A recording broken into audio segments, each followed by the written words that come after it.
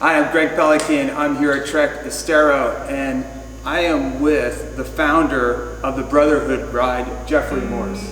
And we're going to talk a little bit about the ride, how it came about. So first of all, a little bit of background of you. What is your daytime job? My daytime job is I'm a full-time firefighter paramedic for North Collier Fire Department. Been there for 18 years now, and it's a great job. Awesome. So tell me a little bit about how the Brotherhood Ride came about. So it actually started out of a tragedy.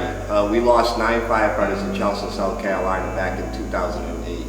And we wanted to do something to show them that we hadn't forgotten their sacrifice. Yeah. So our very first ride, we rode our bicycles from Naples, Florida up to Charleston, South Carolina. Oh, that's awesome. So how many people did that the first time? The very first time was 18 firefighters, paramedics, and police officers. Rode 18 of us. So was that, does this bike represent that? Actually, that's my second generation bike. My wife surprised me with that one here with Trek one day. It was one of my birthday presents, and she bought me that. That's probably been with us, been with me now probably for about 5-6 years. So how many years have you done the Brotherhood Ride?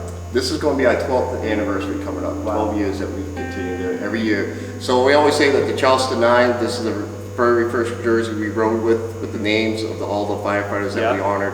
Okay. It took us 9 days to get there, so we said it was 9 days for 9 heroes.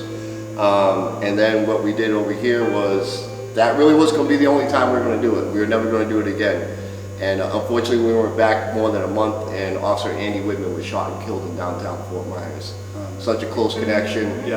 Fort Myers Police Department had given us an escort. So we wanted to make sure that we honored him. His badge number was 413. So we rode 413 miles around the state of Florida. Oh, that's awesome. Finished it up back in Fort Myers for him. And so every year now you go to, where do you go? You start in Naples and go to? Our routes vary every year, but we always honor whoever's fallen in line of duty the previous year, be it police, fire, EMS. And unfortunately, the last couple of years, it's just been astronomical, the numbers. Last 2 years we rode for 20 first responders, and then this year we're going to be riding for 19 first responders that died just in the state of Florida. Yeah.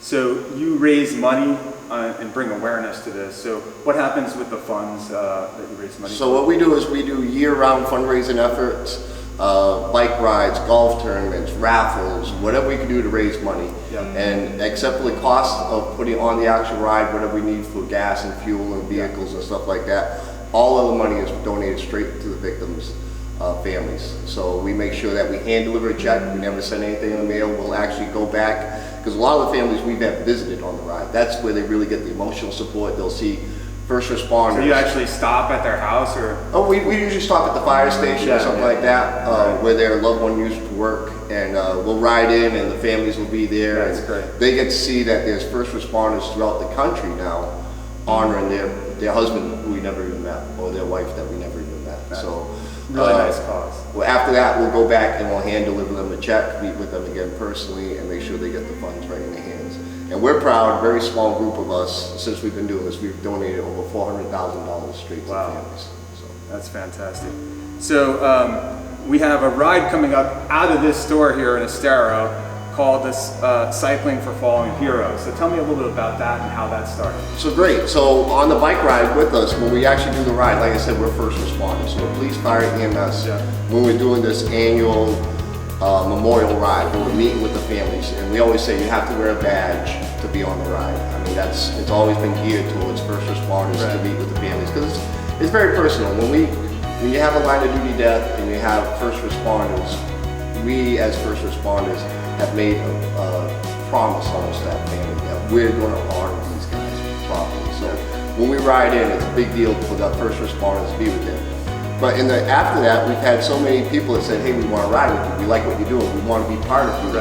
And unfortunately, we have to say, hey, if you're not wearing a badge, you can't go on the annual ride with us. So this was a great way. We teamed up with Trek years ago, right out of the store, and we said, hey, listen, there's so many people that want to ride with us.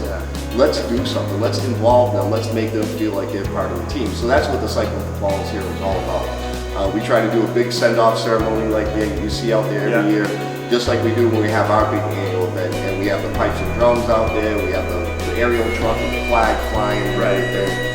And we really try to make sure that the people that come down to for the ride, not only enjoy the ride, but understand the meaning behind it. You know, we play Amazing Grace. We read the names of who we're honoring before we ride, and we have a lot of first responders that come and do the Cycling for Fallen Heroes event out of Trek, and they do it just to honor their brothers. Yeah. So it's a great cause. So this is the 8th year you're doing Yeah, it? 8th year that we're doing it right out here at Trek. It's always been right here, right in the parking lot, and then you know we have the big after party, which everybody seems to enjoy. Yeah, so I've done it a couple of years, and not only the after party, which was great, you know, right here at Hurricanes. Hurricanes, right? every year we're having at Hurricanes. And it was, you know, everyone getting together after the ride, but during the ride, the food stops were great. I remember, you know, getting fueling up, and we stopped at one firehouse up on Tree Line. Yep. There was really Yeah, we have, and then again, we're trying to make it so anybody that comes down for this event gets the feel of a firefighter or police officer. So we have 2 designated rest stops. One's in one of my fire stations, Station 48 on Livingston Road. Yeah. That's one of our newer fire stations, and the other one is in Fort Myers Fire Station. So. Yeah. 2020 Ride for Fallen Heroes takes place on Sunday, March 15th at Trek Estero. The first ride goes off at 7 a.m. You can pre-register for the event at active.com. Search under the 9th Annual Cycling for Fallen Heroes. You can also register the day of the event. So it's awesome what you've done, I think, you know, for the Fallen Heroes, and we want to support you. We want you to, you know, best of luck and keep this up. Well, I really appreciate the support we get from Trek. I mean, we talked about how this started back in, you know, the tragedy was 2007. We rode for them in 2008, and we really didn't know what we were going to do. We didn't know how it was going to go the very first year we were, you know, we weren't bicyclists. We're firefighters. We're police officers. We're not endurance athletes. Well, I guess we could say we are endurance athletes, but on a bicycle, we're not sure about that. So, having Trek come on board and say, hey, listen, we'll be there to help you out, that was huge for us. We appreciate everything you guys have done for us. And we're happy to do it. All right. Hey, thanks a lot. Thank you, sir. Good luck with your ride, right? Thank you.